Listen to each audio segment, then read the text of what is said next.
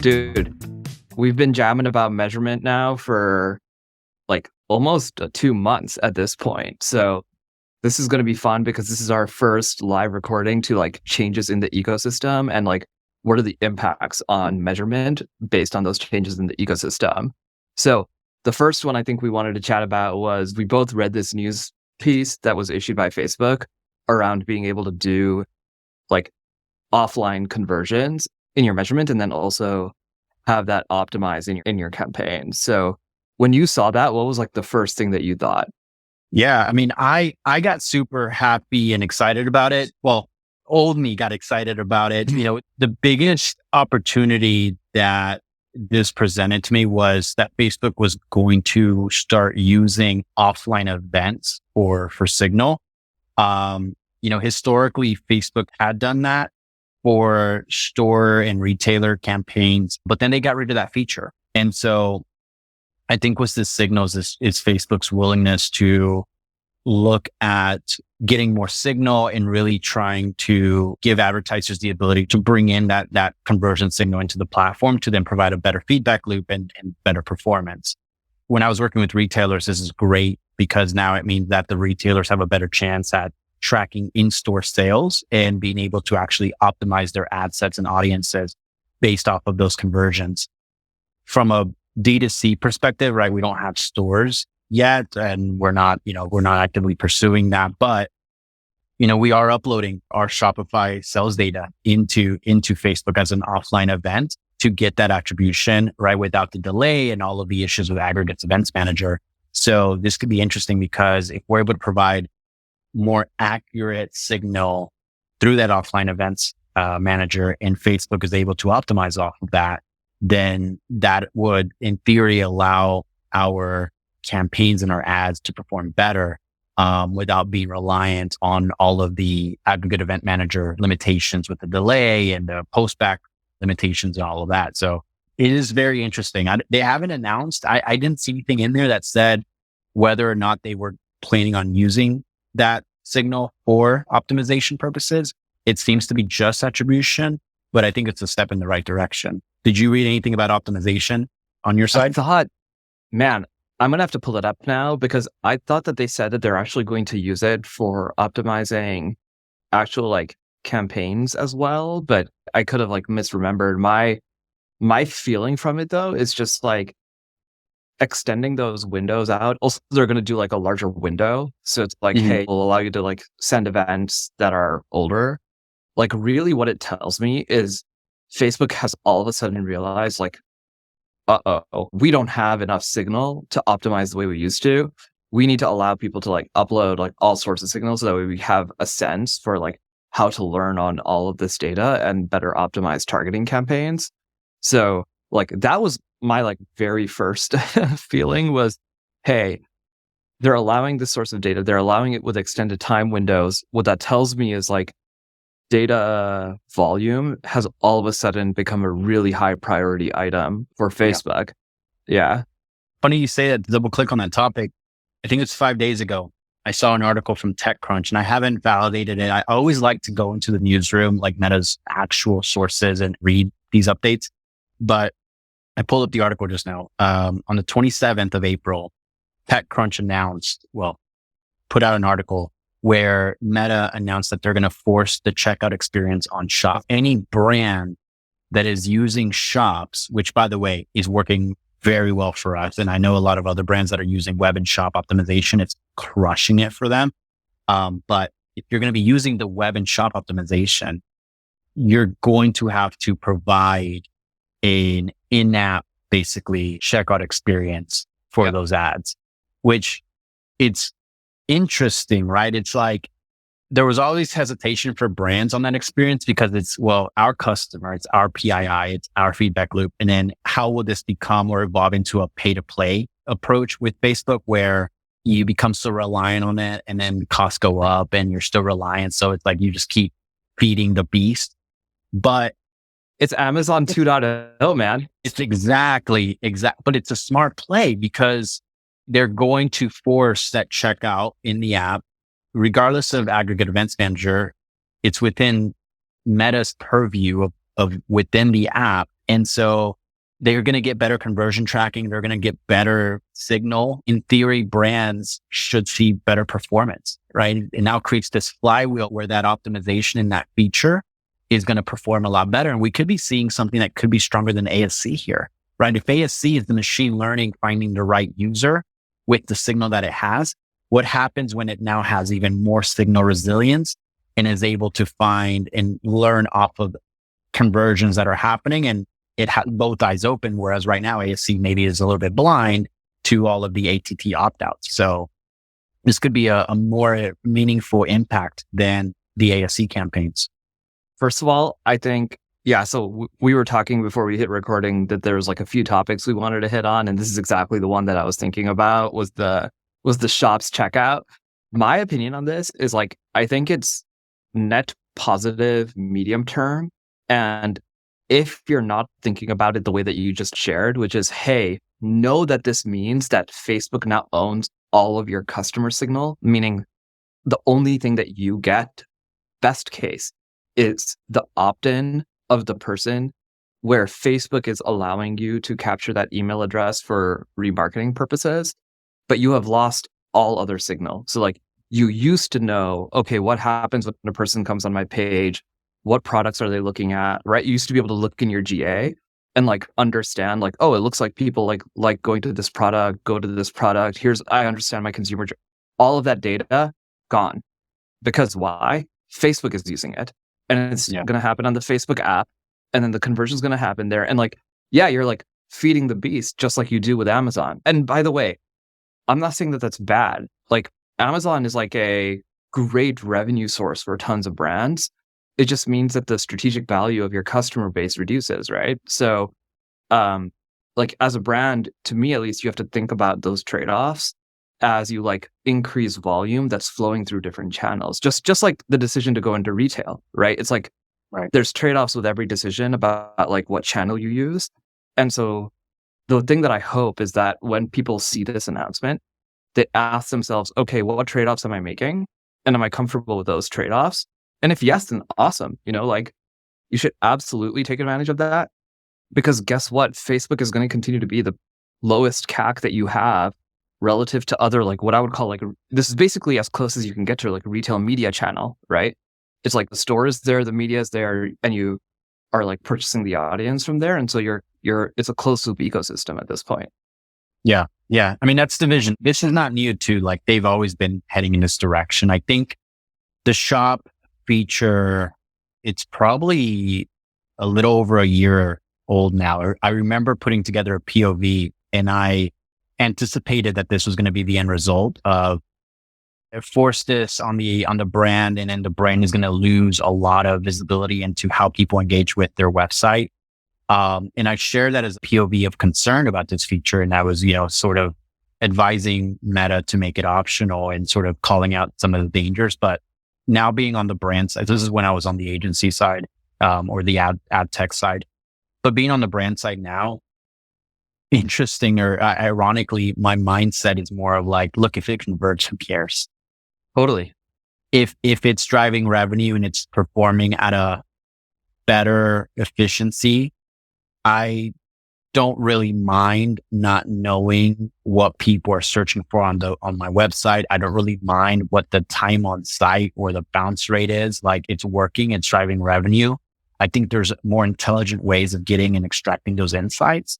But having a higher ROAS or a lower CAC is more actionable than knowing what the bounce rate is on your website, in my opinion, from a bottom line perspective. So I think brands should be receptive to the change. The more signal that we can provide the beast, the better it'll perform. It's sort of this all in this together sort of thing, right? Imagine if every single brand, right, overnight decided to get rid of the pixel. It's not just the brands that decided to get rid of the pixel that would suffer. It's everyone else that would get that impact as well.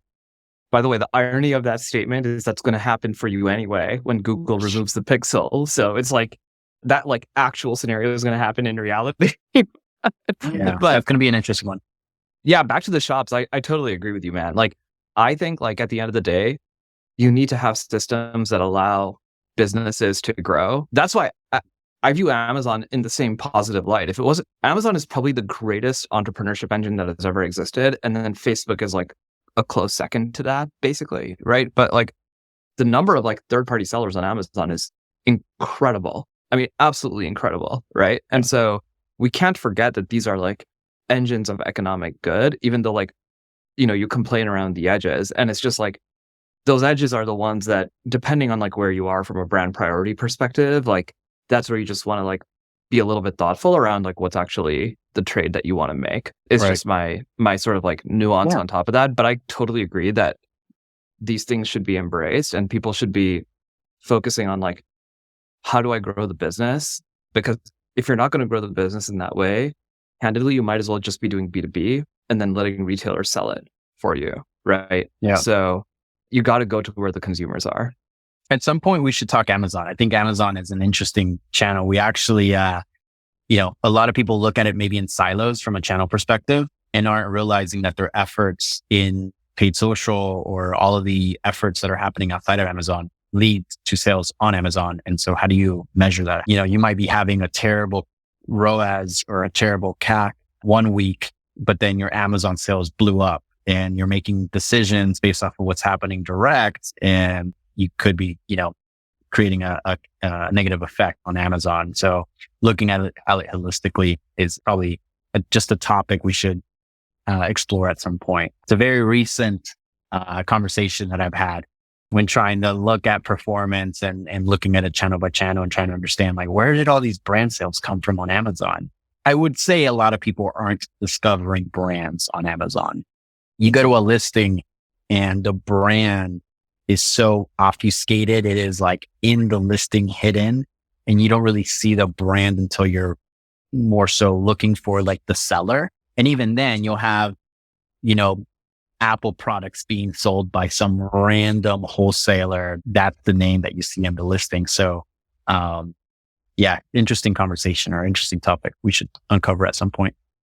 Yeah, man, I'm stoked about like also sharing with the community a little bit more about like multi-channel measurement and like, cross-channel impact of your efforts. So not exactly the same, but I had a conversation about retail, like this exact convo about retail with a customer yesterday, because they were saying that they need to report to their CEO performance within channel. So like their paid ads need to be profitable against their .com, but they know that their paid ads is driving lift in retail.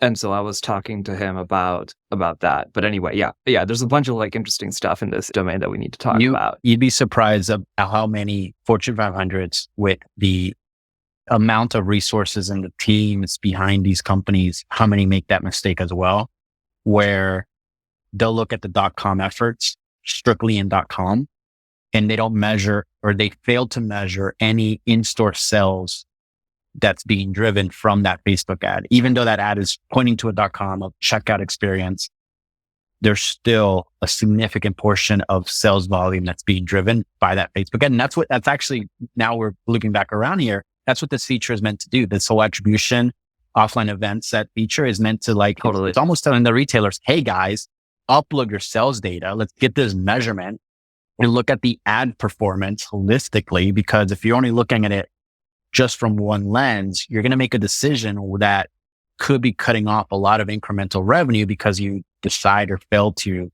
look at it, holistically and seeing that it's actually super efficient and, a lot of the sales are happening in store or another channel. So do you think retail sales of their basket data increases? So you know how like IRI and a bunch of companies like this will do for CPG, they like help license the data from like these large retailers. Do you think we start to see more marketplace emergence on, let's just say Nood is selling in Target, I'm making something up. And like, do you think Target starts to license you that data? So that way, given that Facebook now has this feature and that they know that it can actually like help both them and you, do you think that the availability of that data asset to you guys to license starts to go up as a consequence of this change? Yeah, there's whole companies that are built off of this.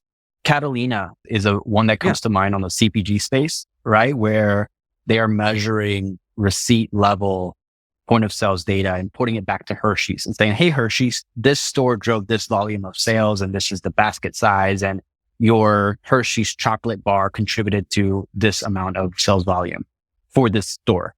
I would be shocked if the retail media players like Roundel, Target, or Dollar General, if they don't do this. I mean, this is a big value add, right? Going through a third party is expensive, but if I could activate my media on Roundel and as part of the value add or as part of an upsell, I can pay to now access point of sales data. And maybe the catch is that as a brand for privacy and safety purposes, I can't get that data. But if there's a pass through to pass it back to Facebook for attribution purposes, that's a massive win. And I think we might have just tapped into a next wave of SaaS and businesses here to help retail media networks that aren't as sizable as Roundel or Dollar General be able to provide it as a value add and basically connect the pipes and the infrastructure to pass large amounts of point of sales data into Facebook for attribution. And that's a pretty sizable business model. And it's what's so appetizing about that business model. They're going to be the player that's behind the scenes, just raking in all the cash. You'll never hear from them, right? Cloudflare. Let's talk AWS, for example. AWS is a behemoth for Amazon. Not the most appetizing. You don't hear about it. You don't know how much cash they're raking in, but they're infrastructure company. And I think those infrastructure companies, like the one we just sort of outlined here, those are big. Those have a lot of opportunity. Yeah, I'd be shocked if they don't do that, but it probably just hasn't come to mind. They probably don't realize that that's a need. So this update from Meta might have just opened those doors for these partners to come in and license or pass that data. You know, Telium is probably the best suited to like capitalize on this discussion right now. I think Telium or LiveRamp. Like the building of Roundel happened off the back of LiveRamp's infrastructure. So yeah, those two come to mind as like potential opportunists to take advantage of a feature like this and really build the infrastructure to help brands like mine have better measurement and attribution for the ads and the halo effect. And why it's so important, just to close this thought off, COVID accelerated the volume of sales from e-commerce to what, like 20%? Yeah. But it's normalized. And 70 to 80% of all sales still happen in stores. So it'd be foolish to not think that people see an ad, go to the website, and then go and decide to buy it in store, right? You're talking about 70 to 80% of all revenue is happening in stores. So it's a big blind spot, I think, for D2C brands, and really understanding how much revenue they're truly driving to their retailers, their wholesalers, and or even just their own stores, right? For the D2C brands that have opened up stores recently as well. Okay, dude, there was a surge of spending across all of D2C on Facebook Sunday morning. And then some reports are telling me it has not normalized. Some reports are telling me that it has. You are literally firsthand experiencing this, and you guys are like a reasonably big seller through Facebook ads, basically. So like you have like a front row, like really good understanding of like the impacts of this. I wanted to first hear about the emotions. So like you woke up on Sunday morning, and then what happened when you woke up on Sunday morning? Yes. Oh man. I'll add the context that the day before was a great day, and I had I was drunk on my hubris of just having a phenomenal day. I had been texting my CEO and telling him, hey, you know, we're going to hit this record. This is a great Saturday. Sunday's going to be even better. Momentum's there. I wake up at 6 a.m. I'm in Anaheim, you know, for a geek out event that Nick Shackelford hosted. And so I wake up at 6 a.m. Pacific time. And I don't know if it's an unhealthy ritual, but it's a ritual now. First thing I do is I open up my phone to check sales.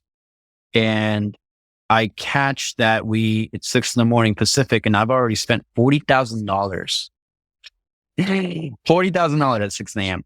My heart sank because I knew that wasn't good. You know, the West Coast is people are still asleep, you know, How could it be possible that I've spent 40K? And so I immediately shoot out of bed, get my laptop, open up Ads Manager and start digging into what happened. And the immediate thought was, okay, there's an overspend bug. Why is this traffic efficient or not efficient? So I started to dive into all these sort of metrics, and I caught CPMs had blown up. My CPMs went from like $20 to $126. The volume of impressions had increased as well. It was just sort of this flywheel where everything just got loose. And then the volume of traffic wasn't there, right? Because of the volume of CPMs. And so we were driving unqualified site visits, no site visits. The spend was continuing to go. Like it wasn't fixed. I remember sitting there and like trying to think through, do I pause? Do I pull back? If I pause, how much am I going to be paused for? So I ended up pausing some campaigns. I pulled back spend in some areas. The thought process that I had was, okay, this is being worked on. And if everybody else starts pausing, then the auction gets less competitive. If there's a less competitive auction, then maybe I can turn this horrible day into just a bad day where I can at least take advantage of the cheaper auction price and capture some sales at efficiency. And I'll get to that, when it ended up happening later in the day, but it was just a code red, immediate mitigation mode, trying to figure out what happened, why it happened, and then what steps to take. And so I did kind of a hybrid of pausing, pulling spend back, and then keeping some audiences on as well. I actually have some charts. The top. It's a big old dip. Big old dip. Yeah. So the top is ASC. This is our advantage shopping campaigns, which we've been investing a lot into. They've been working for us really, really well. We have a lot of creative. It allows us to test a lot of ads. It's more aligned with the strategy that we've been sort of doing anyway. We've always been, finding a lot of success with broad targeting and letting the creative do the targeting. So this is just an elevated approach to that. And so the top here is ASC, and you can very clearly see the dip, right? Like we dropped by over 50%. The bottom is sales campaigns, non-ASC. And this experienced a dip, but nowhere at the same velocity as this one, which is where I made some decisions. I ended up pausing. I have a handful of ASC campaigns. I ended up pausing a few of them to cut the bleeding. And then with these guys, I kept some of them on. And so it did recover the next day. In fact, if I were to double click into this day, you'll see it recovered through the day. I think around 3 p.m. Pacific is when it really took off. And as an example, if we would normally get a 5x ROAS, and this drop here brought us back down to a 2x ROAS, by 3 Pacific, ROAS was like an 8 because of these such lower price in the CPMs. The cost per clicks were like 50%, 30% lower than what they normally are. So we were able to take advantage of that and try to recover some of the lost revenue, not all. It was still a very, very bad down day, but that helped mitigate some of that. It recovered the next day. It recovered on Monday. And if I were to stretch this line out, we barely got back to where we were, that day. And certainly relative to earlier in the month, it looks like a downward trend. It took a little bit of time. So it took about 6 days. It took about a full week. And very recently, right here in this section, these last 3 days here, this is where it was, okay, we're back somewhat. Like if I were to just stretch this line out here, we're back to kind of what we were before. And so, so it took a little bit of time, but it seems to have recovered. It took about 5 to 6 days to recover.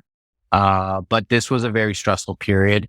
Not just the day that it happened, but the couple of days before too, because of the allocation of spend that we had in ASC. It was like, oh man, is this like, did we break it? Do we need to rebuild these from scratch? And is it creative fatigue, or is this a hangover from the auction just being completely disrupted?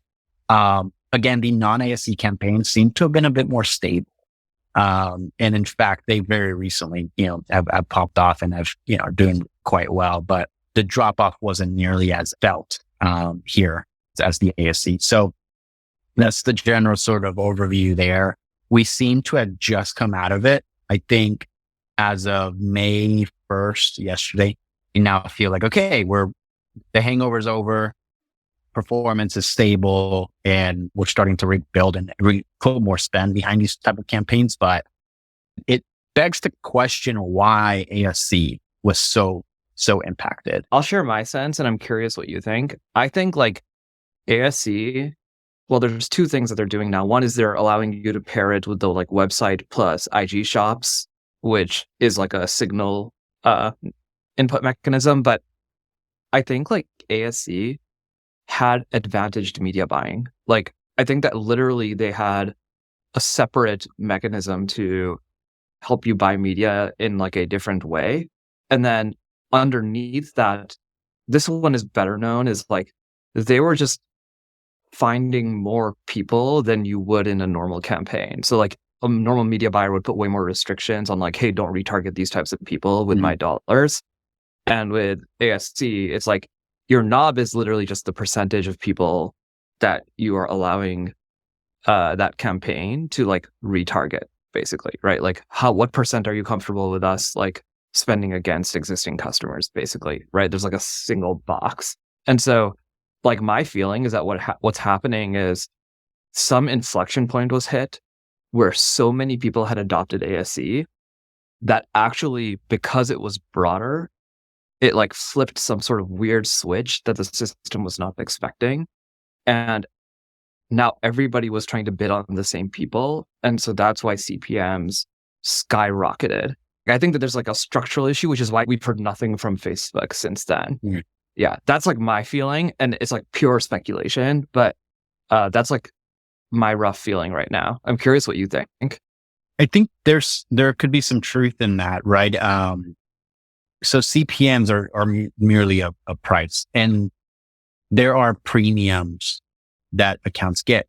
If your account has a good account health score, if your account, has been active for a long time, if your domain is a strong domain with a lot of site traffic, you get these sort of corrections and sort of favorability in the auction, right? Versus the ad account that's brand new with a brand new domain without any history. That's going to be penalized a little bit and they're going to lose more auctions. And so the price is going to be a lot higher because there aren't as many impressions. And so knowing that, I think that to your point, some sort of premium or some sort of correction maybe was an overcorrection across the entire ecosystem. And that just caused everybody to lose, more auctions in theory and basically inflate the general cost for every impression that's served. So what's interesting about Meta versus other platforms, it's not a CPM price model. It's OCPM, optimized cost per impression. So what that means is that the price has variability in that not all impressions are created equal. If it thinks that you have a higher propensity to purchase at a certain confidence versus me with lower confidence, your impression is going to cost a lot more. Winning your impression is going to cost a lot more than winning my impression, right? I'm the type of person that just clicks on the ads, but I never purchase. Facebook has 0 pixel fires for purchase event for my Facebook profile or Instagram profile, where you are constantly firing the purchase pixel event. And so it could have also just been that confidence shot up through the roof, thinking that every impression is highly valuable. And so it overcorrected that in the price. It's complete speculation.